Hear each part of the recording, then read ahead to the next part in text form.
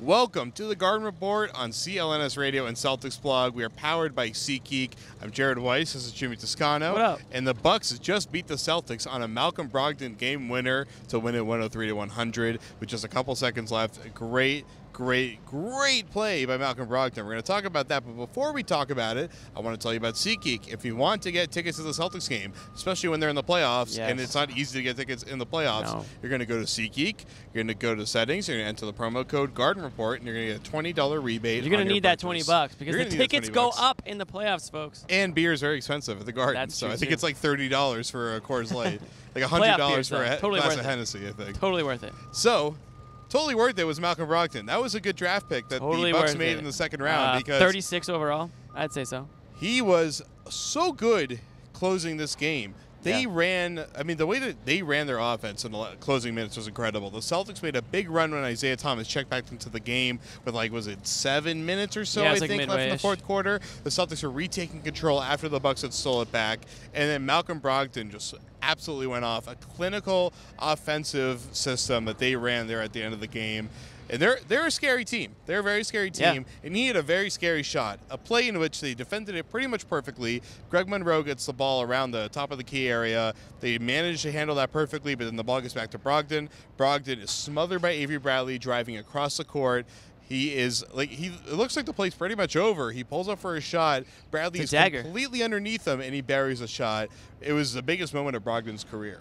Big boy shot from a big boy player. Not a rookie, according to Brad Stevens, and he's meant that in the nicest way possible. And Giannis Antetokounmpo actually said that as well. Did he? I told him that Stevens said it. He said, great minds think alike. You do get that vibe. You do get an impression by watching him when he's out there in the court. He's just the way he moves, the confidence level. And the reason for that is, yeah, he is technically a rookie. He's 24 years old. He played 5 years of college basketball, redshirted a year. This guy is more mature than a lot of NBA players who've been in the league for years. I mean, James Young is 21. I mean, think about that. He's older than Giannis. Yeah, okay, yeah, think about that. I mean, this guy is poised, cool, calm, collected, and he's been that way from the start of the season. I mean, this is a guy who some people think should be Rookie of the Year, and I'm actually on that. I'm on that train. I'm saying Brogdon for Rookie of the Year. I know he might not have as many points as a guy like Dario Saric, but he's first in assists. He's first in steals. I think he's like second, I think he's third or fourth in points, so he's not far off. He's second in three-point field goals, second in minutes. He's playing on a playoff team. I mean, he's played 73 out of 75. I mean, I can keep going on and on about this guy. This guy is definitely Rookie of the Year worthy. I would be surprised if he doesn't at least make a really good run for it.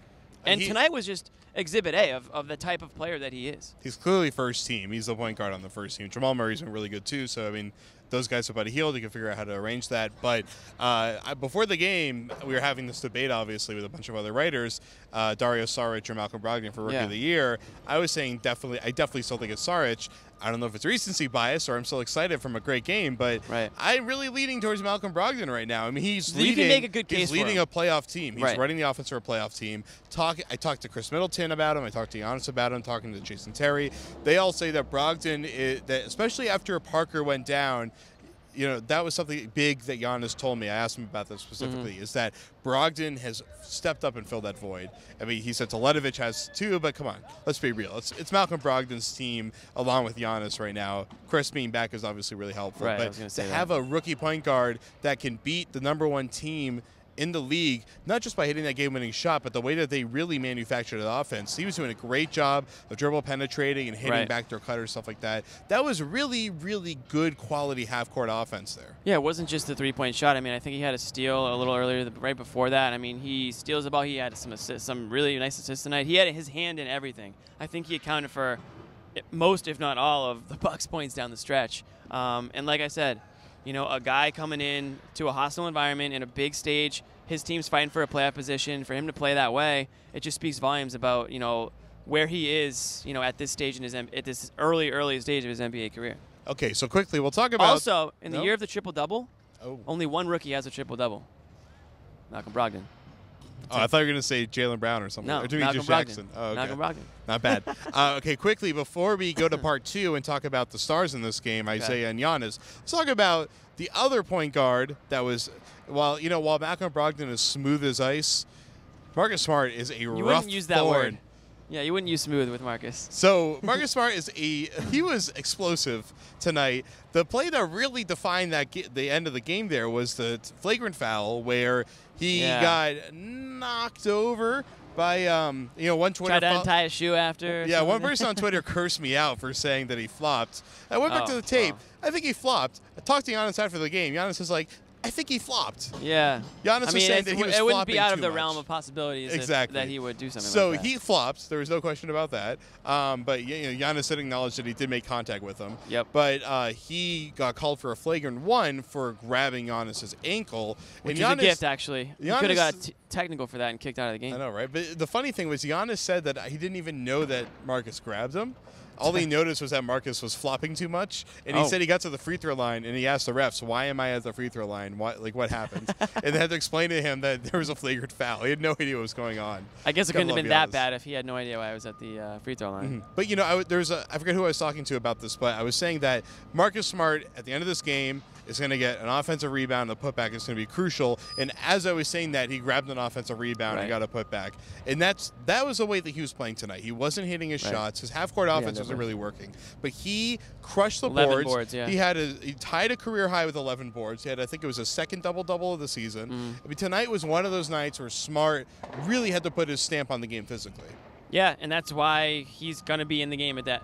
It doesn't matter if they're long or if the opponent, if they're playing small. Marcus Smart's going to be on the court late in those games because he makes those plays. He makes those quote-unquote winning plays, and whether that's an offensive rebound or a big steal or, his court vision has been excellent this season, I think, as well. So he's a guy who can do it all. The shot is still not falling the way anybody wants it to fall. Another rough shooting night, 4 of 15, 1 of 7 from three-point range. So that's where he does still hurt you. But again, if he wasn't doing all those other things, those quote-unquote little things that aren't really that little, we all notice them, and they're very big moments. They were very big moments, but he makes a lot of them. That's why he's on the court. All right, well, we'll be right back on the Garden Report. Don't forget to go to SeatGeek and use the promo code GARDEN REPORT. We'll be right back before they tear us apart up here. Oh, boy.